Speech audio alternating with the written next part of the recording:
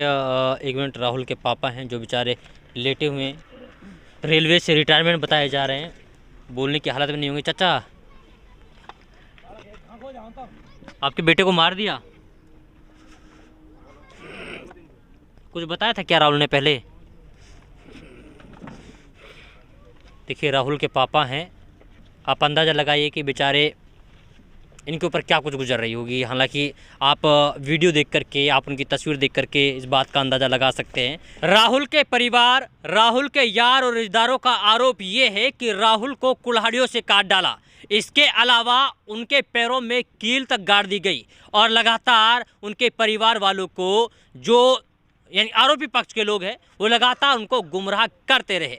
खैर, अब पीड़ित परिवार क्या कुछ कहता है वो जानने की लगातार हम लोग कोशिश कर रहे हैं, क्योंकि जिस तरीके से पीड़ित परिवार बता रहा है उसे सुनकर वास्तव में रोंगटे खड़े हो जा रहे हैं। क्योंकि एक इंसान को दूसरा इंसान इतनी बेरहमी के साथ भला कैसे मार सकता है।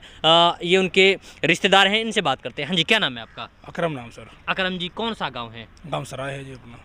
सराय गांव है जी। क्या हुआ था अकरम? आपके जो रिश्तेदार हैं उनको कैसे मारा गया? नहीं, राहुल मेरा जीजा है। ये दरअसल पहले रसूलपुर गांव में रहते थे जी। तो इनकी जो दोस्त हैं कलवा हैं और 3-4 और भी हैं इसके साथ में।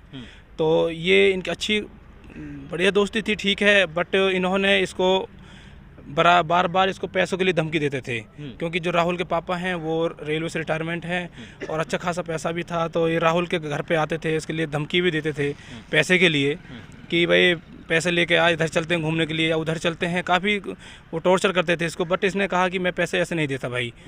तो राहुल को फिर 2-3 दफ़ा उन्होंने, जैसे ये इधर घर भी आता है, अपनी ससुराल आता है और पलवल वगैरह जाता भी था, तो इसको रास्ते में बाइक को रोक लेते थे इसकी को। 2-3 दफ़ा गाली गलौच भी हुई है इसकी यहाँ। फिर वहाँ से इन्होंने मकान, उन्हीं की वजह से मकान छोड़ा कि कभी ये हमारे लड़के को मार दें। तो इन्होंने फिर गांव सराय में आकर इन्होंने ज़मीन ले ली वहाँ से। यहाँ भी ये 2-3 दफ़ा आए हैं, यहाँ भी धमकियाँ भी दे के गए हैं। यहाँ पे तब मैं आया हूँ, यहाँ से फिर वो भाग गए हैं। तो उसके बाद में फिर ये अभी 14 तारीख को इन्होंने 13 तारीख को इन्होंने राहुल को इधर से लिया।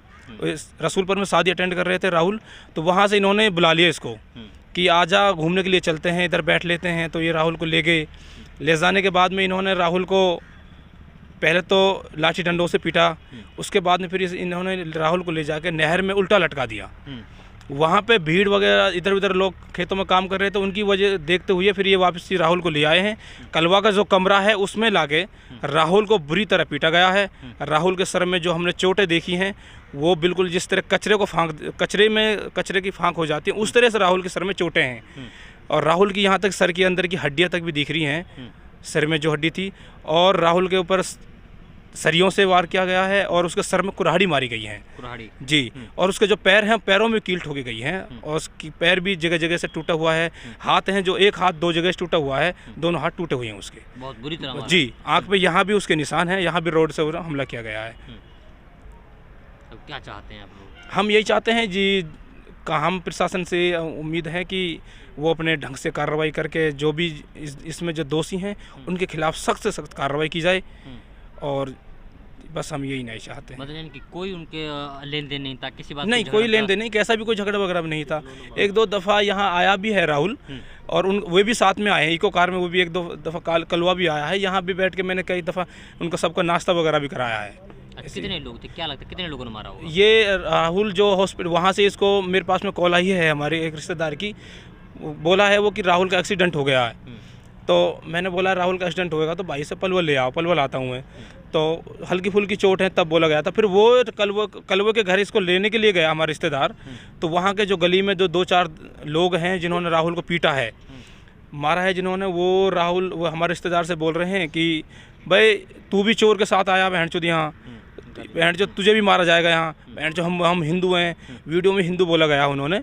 तो वहाँ से वो अकेला भाग गया हमारा रिश्तेदार। फिर वो 3-4 लोगों को लेके आया, फिर उसको वहाँ से राहुल को लिया, कमरे में से निकाला। राहुल कमरे में बिल्कुल कोई कपड़े, तन पे कोई कपड़े नहीं थे, बिल्कुल नंगा करके मारा उसको। फिर उसके लिए कपड़े लेके आए, उसको हॉस्पिटल लेके आए। उसमें हॉस्पिटल लाने के बाद में उसमें मुश्किल से वो आधे घंटे जी पाया है। उसने बताया था मेरी सिस्टर को कि मुझको 3-4 लोगों ने मारा है, मुझे कलवा यहाँ से लेके गया था। जी, मतलब यानी कई सारे लोग थे जो? हाँ, 3-4 लोग बोल रहे हैं उसमें। एक मिनट, राहुल के पापा हैं जो बेचारे लेटे हुए हैं, रेलवे से रिटायरमेंट बताए जा रहे हैं, बोलने की हालत में नहीं होंगे। चाचा, आपके बेटे को मार दिया, कुछ बताया था क्या राहुल ने पहले?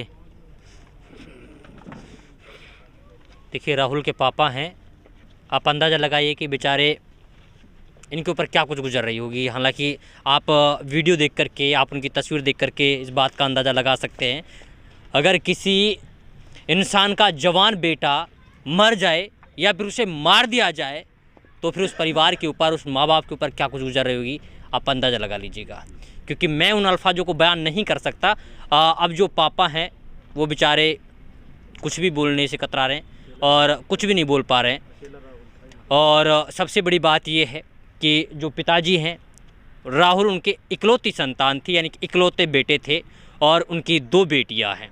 अब आप अंदाज़ा लगाइए कि उनका घर पूरी तरीके से बंद हो गया है। राहुल की कोई संतान नहीं, उनकी शादी हुई, एक बेटी थी जो कि पहले ही एक्सपायर हो गई, यानी कि अब राहुल के कोई बच्चा नहीं है।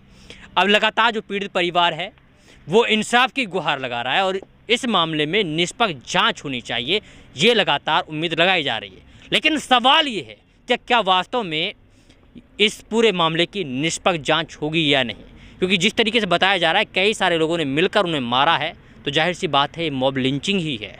इसे मॉब लिंचिंग ही कहा जाएगा। जहां पर भीड़ मिलकर मारे उसे मॉब लिंचिंग ही कहा जाता है। लेकिन क्या वास्तव में मॉब लिंचिंग की तरह इसे देखा जाएगा या नहीं, ये वक्त बताएगा और वक्त के लिए आपको थोड़ा इंतजार करना पड़ेगा।